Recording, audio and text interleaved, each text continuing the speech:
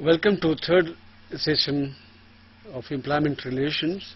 We'll continue with the management of discipline and domestic inquiry that I was talking. I was talking about the misconduct. We are talking about the framing of and serving of charge sheet. We have also talked briefly about holding of domestic inquiry and the processes that goes into it. Let me briefly talk about the report of the inquiry officer or authority as they are known. The inquiry authority is different than disciplinary authority. They are two separate authorities. The job of inquiry authority or officer is to only inquire into the misconduct and see whether the misconducts are proved or not proved. The disciplinary authority then considers the report of the reporting inquiry and either agrees with him or disagrees with him. If he agrees with him and if the grievances, the misconducts are proved, then he decides the punishment, or suppose he does not agree with him, he can order for a fresh inquiry or partial inquiry, or can hold inquiry himself again. So it's entirely depending on the disciplinary authority to accept or not to accept the report. The disciplinary authorities having accepted the report, and he decides or he considers whether the misconducts have been proved or not proved. If misconducts have not been proved, the man is exonerated. If the misconducts are proved, then he takes disciplinary action. He takes disciplinary punishment, and punishment could be anything from simple censure, caution letter, stoppage of increment, to suspension, to demotion.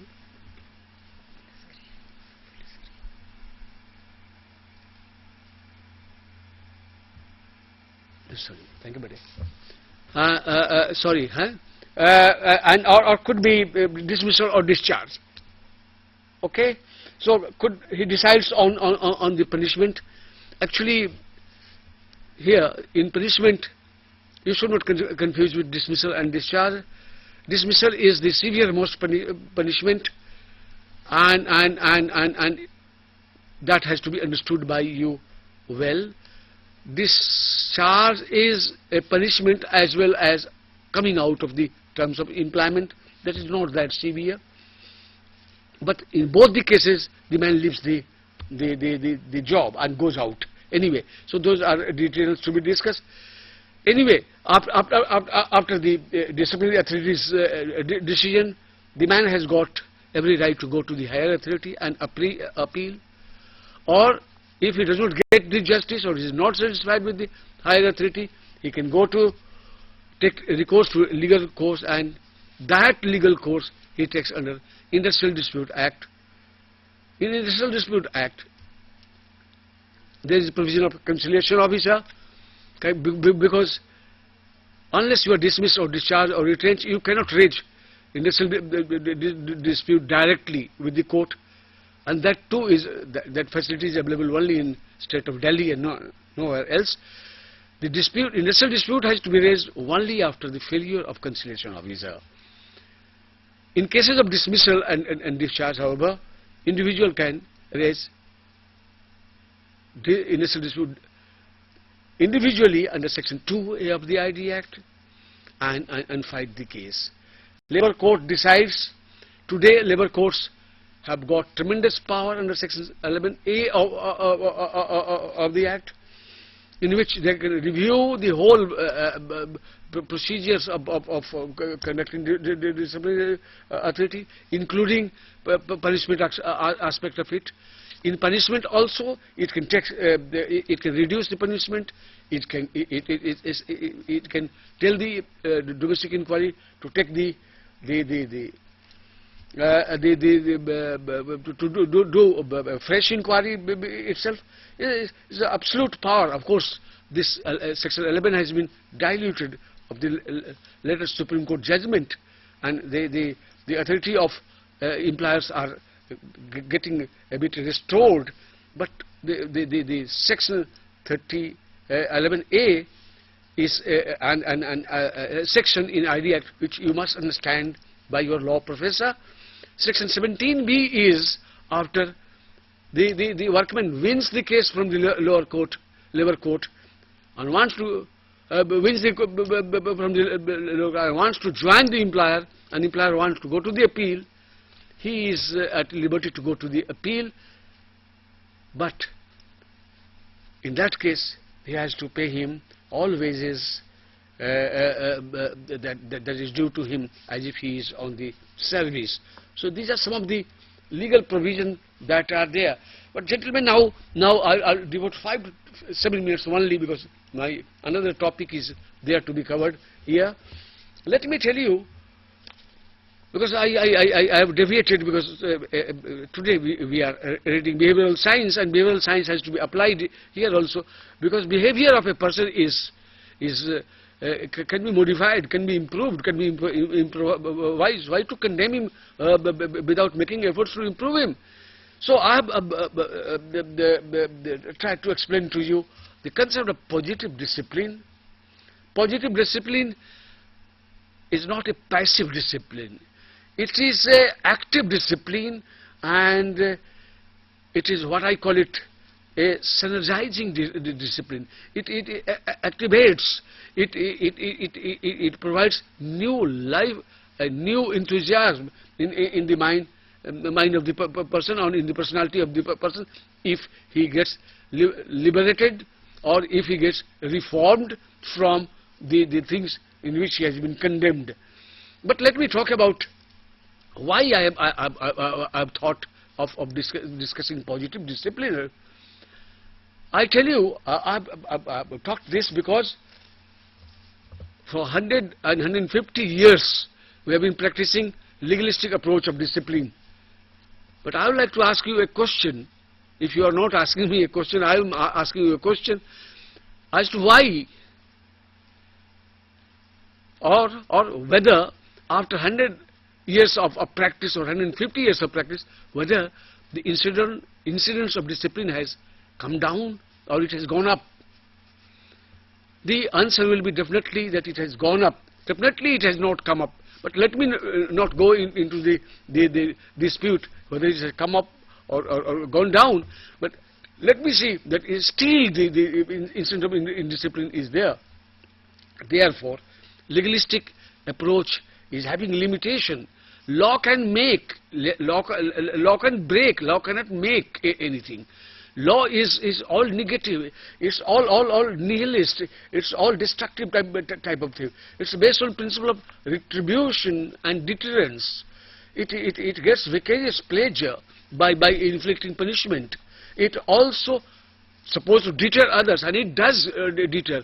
But deterrence effect is very short-lived. It creates ripples. It does not have lasting effect, and therefore it leaves behind a trail of revenge. It is reactive and punitive, and therefore revengeful. That person who has been punished, he tries to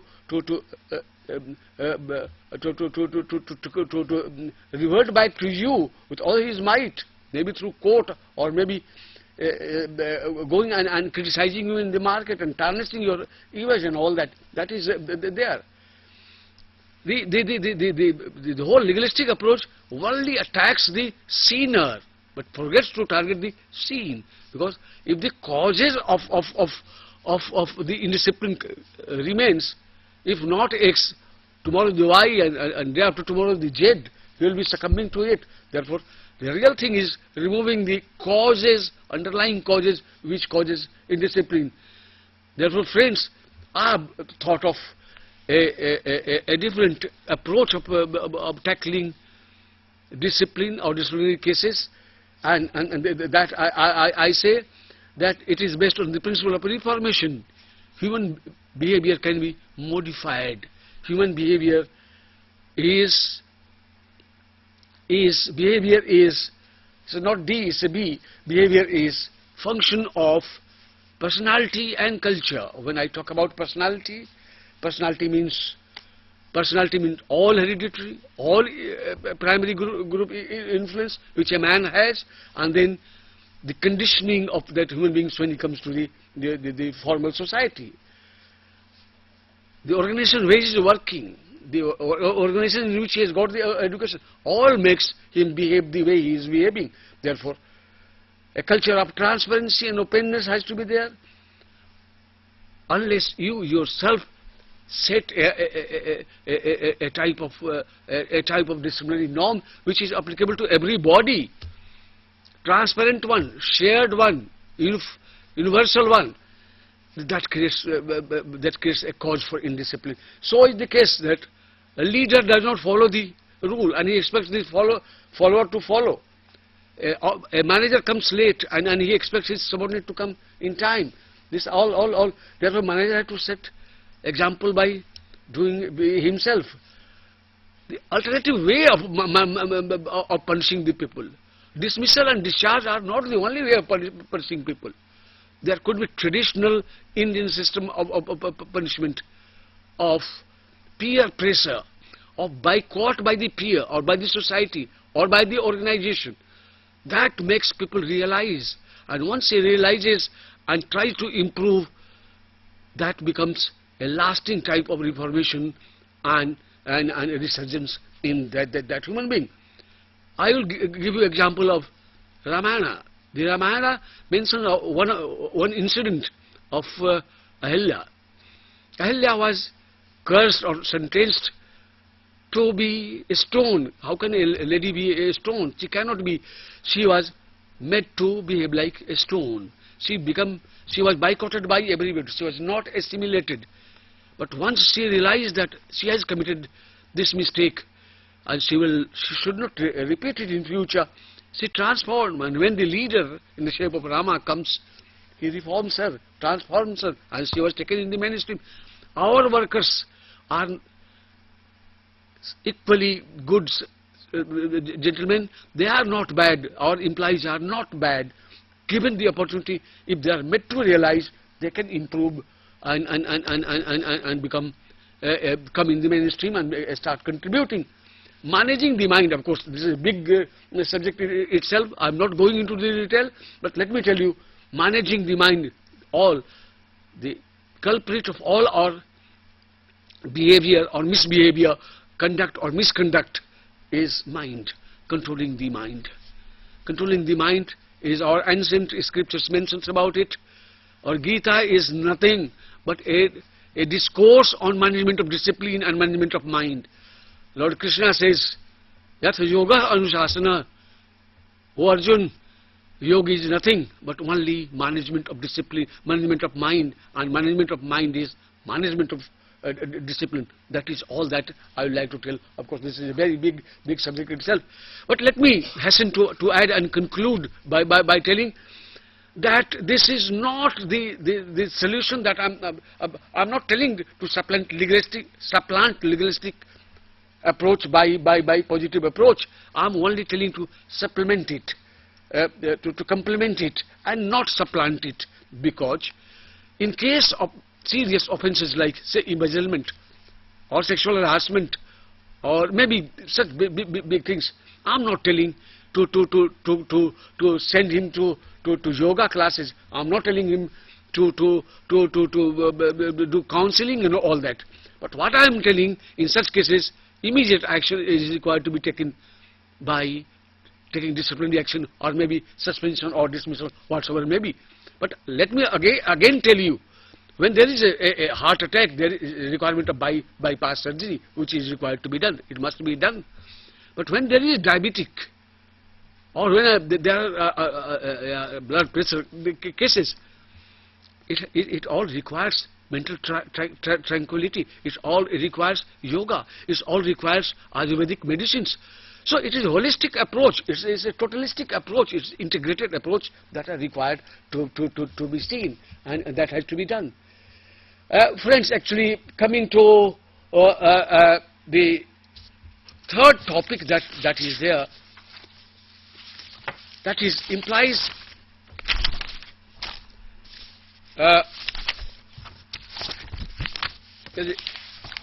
empowerment, engagement, and participation. Coming to that, let me come to this slide, take out this slide.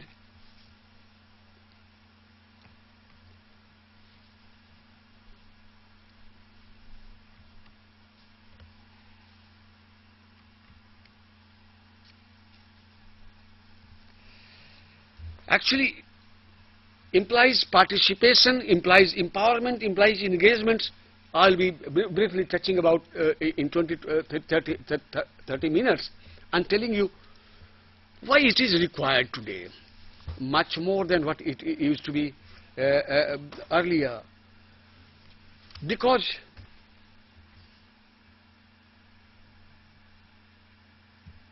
thank you, because our workplaces are designed as per the Taylorian principle, which are traditional in nature. The whole human relation system is designed on two principles or three principles that I have written. One is span of control. There must be a supervision. There must be a hierarchy, and the whole set of people who are working must report to somebody. Another is that somebody should control the human behavior. Controlling the human behavior is a very difficult thing. It cannot be controlled by welding danda or welding fiat. It is not to be done by that. Another assumption is that people work for money and give them carrot, and if they do not perform even after that, they use carrot, a stick, and danda. That is the philosophy on which it is based on. In big organization, individual employee feel powerless. He feel weightlessness. He loses his identity, and therefore, one is that the whole system is mechanistic. You have to report to somebody. Another is that somebody is controlling you. Another is that you will be getting this much of money, and if you do not perform, you will be punished. This is one. Another is that in the bigness of the organization, you get lost, and all those things impinges on your personality, and you become frustrated or alienated, and a mechanistic relation develops. A person comes, he goes. What I call it, I have coined a phrase, the relationship of two punches and one lunches. He comes, punches out, punches in, he takes the canteen coupon, takes the lunch, and he is going. Physically he is present, but psychologically he is not present. Gentlemen, I would like to tell you, by this mechanism you can purchase his hands, you can purchase his labor, you can purchase even his brain, his intellect. But in order to purchase his soul and his spirit, you have to go something beyond that. Soul and spirit are never purchased. They are not available in the market. They cannot be imported also from outside. Therefore, they require to be nurtured, they require to be developed, they are required to be cultivated in the organization. Another point I would like to say why these are required, because new crop of workers are there. They are not illiterate lots. They are all literate ones, and they have aspirations, they have expectations, they have ambitions, they want to go up, they want to be consulted, they want to be respected, they want challenges. All all requires something different type of dispensation. Today, organizations cannot survive by simply getting whatsoever a man is producing. He has to produce much more than what he is doing today. He has to have the employer has to have a committed lot of employees, because he has to excel his employer. At least he has to survive in the market. Therefore, such type of employees cannot be held in the old traditional type of organization, where only rule is talked all the time, where procedures are talked all the time, where systems are talked all the time, where creativity is not encouraged, where dissent is not encouraged, where healthy type of suggestions are not respected. If such type are not there, it will be very difficult for today's organizations to survive. Let us not talk about that such organization will be able to excel and beat the competitors. Therefore, today employer is all busy trying to have an empowering organization, an engaging organization, a participative organization in which some of the or most of the motivational expectation of the employees are met. If not fully, maybe partially, because then he feels that at least something is cared for and all that. I come to the motivational theories project. I'm not going to the motivational theory as such, but all motivational theories in behavioral science, right from Maslow to Herzberg to McLaren, all talk about that it's all right, hygiene factor is responsible, is required, it is must. Physiological needs are all right, but they are not motivators. What motivates the people? What makes him committed? What makes him devote and dedicate himself for the workplace? It's not that only money. This is something more than that. And I have tried to give you in one or two sentences McLaren theory of motivation, in which he talks about that after his hygienic needs are fulfilled, he tries to get power needs satisfaction. He wants to have power. Empowerment does not mean delegation of power, that I will be talking a bit later.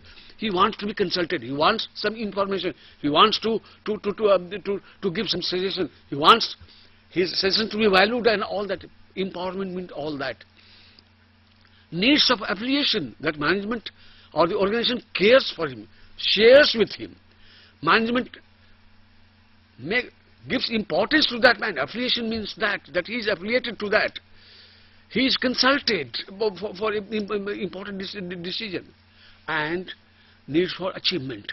Achievement is that I must excel. Why X has done? Why cannot I do it? That instinct is, all these three instincts are present in all the employees, my dear friends, not only in managers. People generally confuse that only managers require it. I say even a helper requires it. Everybody requires it. Everybody can be excellent employee, provided we are trying to develop some device. And I have tried to talk about 2 or 3 devices, not more than that, because time is not there, and therefore I have tried to confine myself to 2-3 devices.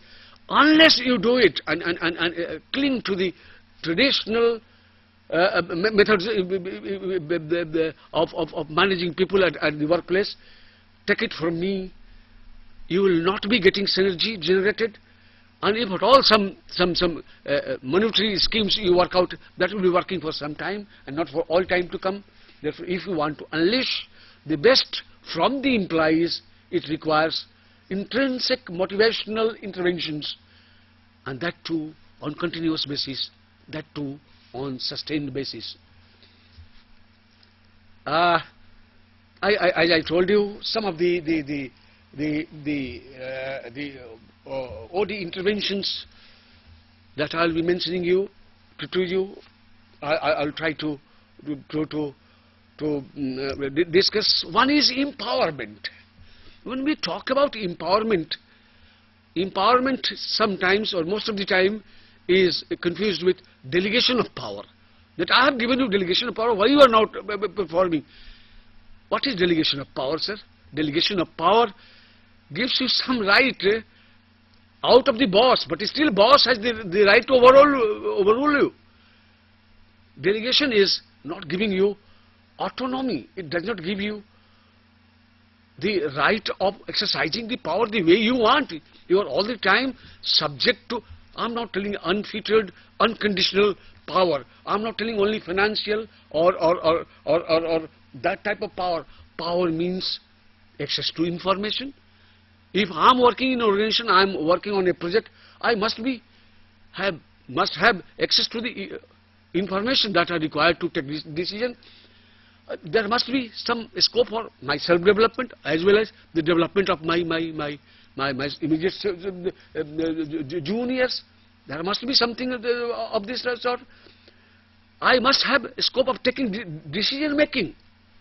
If somebody else take a decision and I am not considered at all, and if I am made responsible for this, it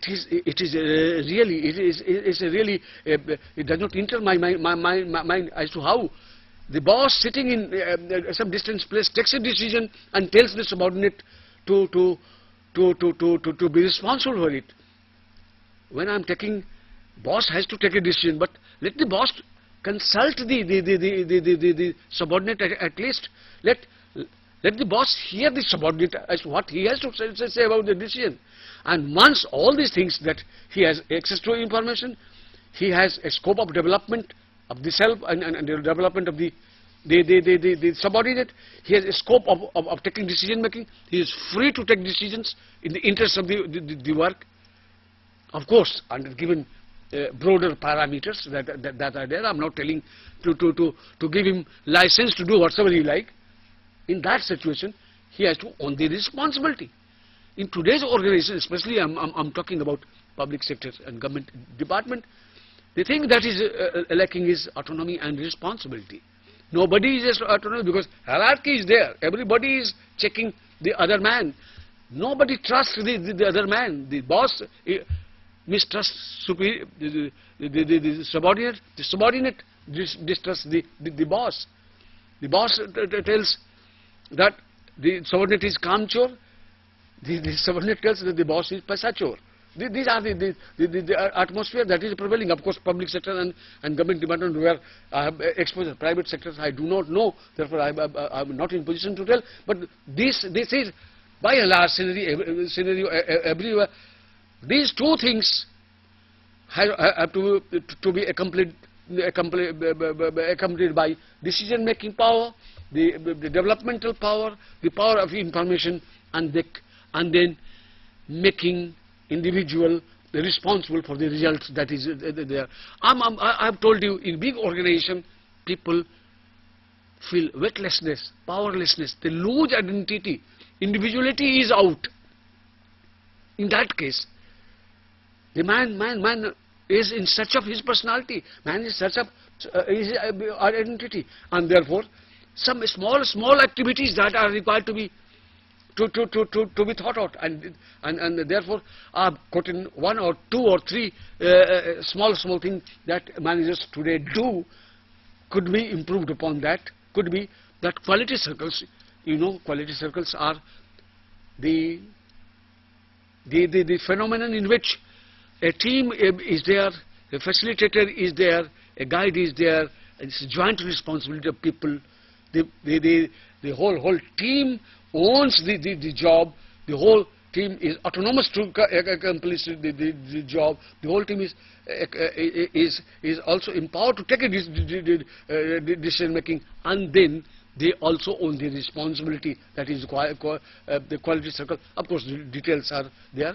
And in India, of course, we have again failed on this front, excepting one or two or three private sectors that I know of, because we go only by letter, not by the spirit. Most of the quality circles that I know of are only for making presentation and making tours and filling up the statistics. That is that is there. Otherwise, they are not working in the spirit in which they should be there. Another one is Kaizen groups, continuous group improvement. Could be suggestion schemes. Because why do we feel that only we know, only we are the creative people, only we are the repository of all the wisdoms that we have? Who knows? Does the owner of the car knows the driving better than the driver who is driving it? A man who does the work perhaps is in better position. And I'm talking about Kaizen group. It's a continuous improvement type. Kai means continuous and Jen means improvement. All the time, a job which can be done in a better way. When I talk about creativity, I do not mean inventions. I do not mean discoveries. I mean doing things differently, doing things in a better way than what I'm doing. The same way, there could be many other autonomous groups depending on the situation where you are working and operating. Could be many self-propelled groups which can be formed and could be operated, because empowerment means all that. You empower the people, trust the people, and entrust the lot of your organization to them. I'm sure people will be doing marvelous things. They will be making tremendous contribution to the organization. Coming to participative style of management versus workers' participation. Actually, this is one area I'll talk for 5 minutes to tell you. Participative style of management is the style of management in which management function all the time operating through consulting the people, all the time involving the people, all the time sharing the information with the people, all the time giving importance to the people. That I'll be talking in detail after some time. We must not confuse with workers' participation. Of course, the genesis of workers' participation is also the same. Workers' participation, why workers' participation? Workers' participation because workers must participate in decision-making process where they are working. And that is what I say the participative style of management. Unless he is involved in decision making in the work where he is involved, he is working or he is doing, perhaps he is alienated, he is frustrated, he becomes a cog in the machine. He is not a living and thinking type of employee. And today we are having a knowledge type of employee where people also know why things are happening and they can question many things, and that questioning may bring a lot of results for the organization. Because unless there is a conflict, positive conflict or functional conflict, the real good thing does not come out. But when we talk about workers' participation, another angle of workers' participation is that it is not the labor alone which converts labor or capital. It's not the capital alone that converts capital into goods and services. It's when the labor marries the capital, the goods and services are produced. Therefore, labor is the partner, and it's true. Labor is a partner. Therefore, this is what the proponents of workers' participation say. It's an inherent right, it's a birthright of the labor to participate in converting the capital into goods and services. It is an inherent right of the working class to participate. Participation is right of the workers and not anything else. Therefore, employer has to do it. This has become a political issue, and right from the very inception, without understanding we have copies European models, try to copy Japanese models. We have as early as 1957, 58, 59, Gujarilal Nanda's committee's report and joint committees and all that. I have been working since late 60s, and I was given the task of forming the Workers' Party mission. It all became ritualistic. 70s and 71 came the bank nationalization, and in bank nationalization, workers' directors were appointed. They are still appointed. I do not know what benefit it has given to the working class. I do not know. I fail to understand, because it's one-man participation, one apex participation. Participation should have to be every place. Today, workers' participation, right from 1958 to 1991, it has traversed a distance, each government coming and giving it a legal shape. Lastly, BP Singh was trying to give a legal shape. Indira Gandhi got it included in in directive principle of state policy. It all have gone, but whether the workers have got any benefit out of workers' participation, whether really workers are participating in management of all that, it has not, because it has just got derailed from the line on which it has to travel. It has been politicized. Neither the managers are interested, because when managers will be interested, then whose power they will be participating? Managers' power. The unions are also not interested, because when unions encourage workers to participate, what will happen to their collective bargaining power or their collective bargaining forum? Therefore, whenever there is collective bargaining, or this workers' participation meeting in some of the organizations I have seen, I have experienced, personal experience, it gets converted into collective bargaining forum and not the workers' participation. And therefore, management has all the time tried to shirk away from it or do it a bit as a ritualistic thing, and offering a cup of tea and finishing with that. Therefore, workers' participation requires real rethinking and redoing of the whole thing, and not this same. But participative style of management is a must. The management has to change its style. They cannot work unilaterally.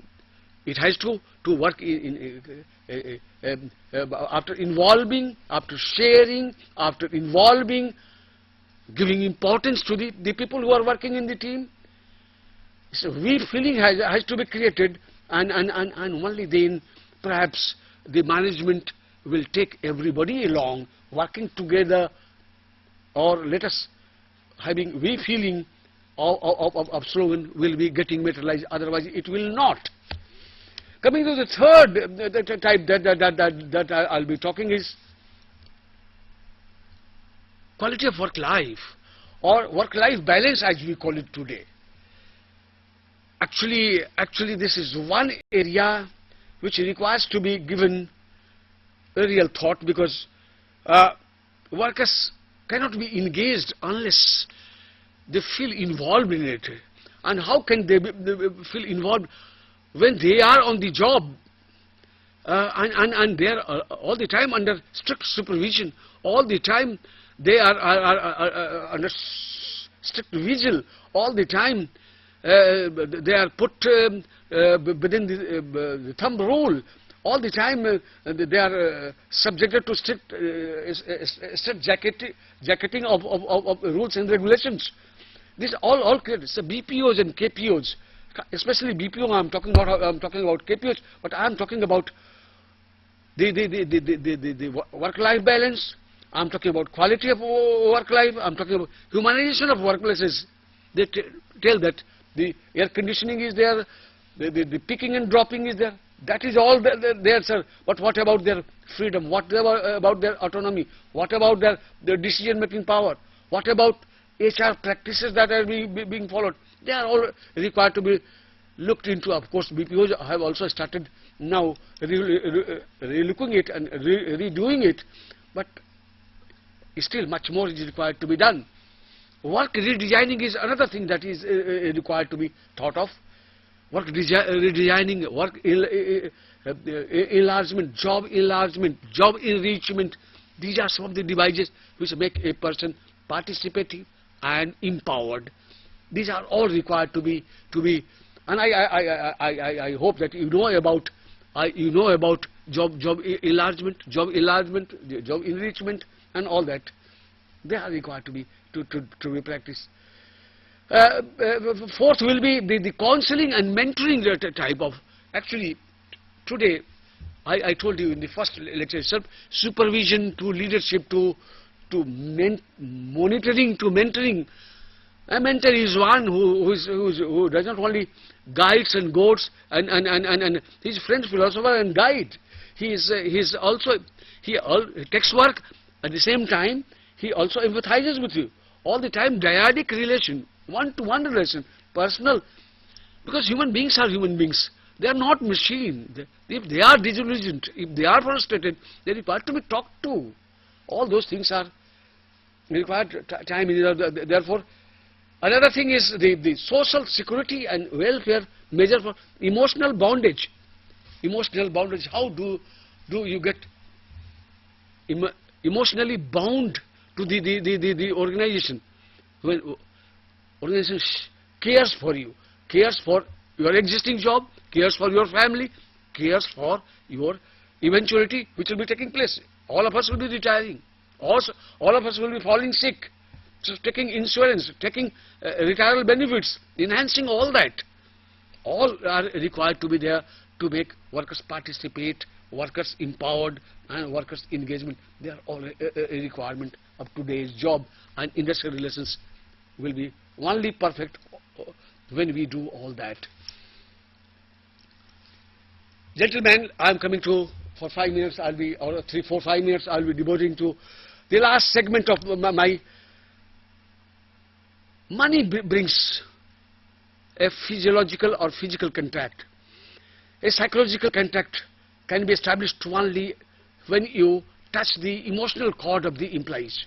Unless you touch that thing, emotions and psychology, the workers will not be committed to the organization. Unless he is committed, it will be very difficult for any organization to survive. Therefore, what I mean to say, emotional cord is one thing. Emotions is one thing which requires personal and dyadic relation, where one-to-one relation has to be there.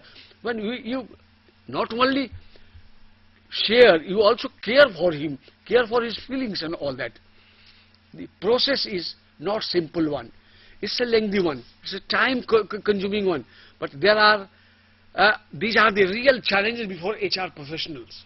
HR professionals are today not to struggle so much for resolution of conflict, because why conflict will come? Conflict. I'm not telling you conflict will be eliminated, but conflict will be almost brought to nullity, because once you take care of all that, when you have one-to-one relation with the employees will be developing faith in you, the trust in you, and then a harmonious relation gets built, which is necessary, which is a must for organization survival and growth. Thank you very much for patient hearing. Thank you very much.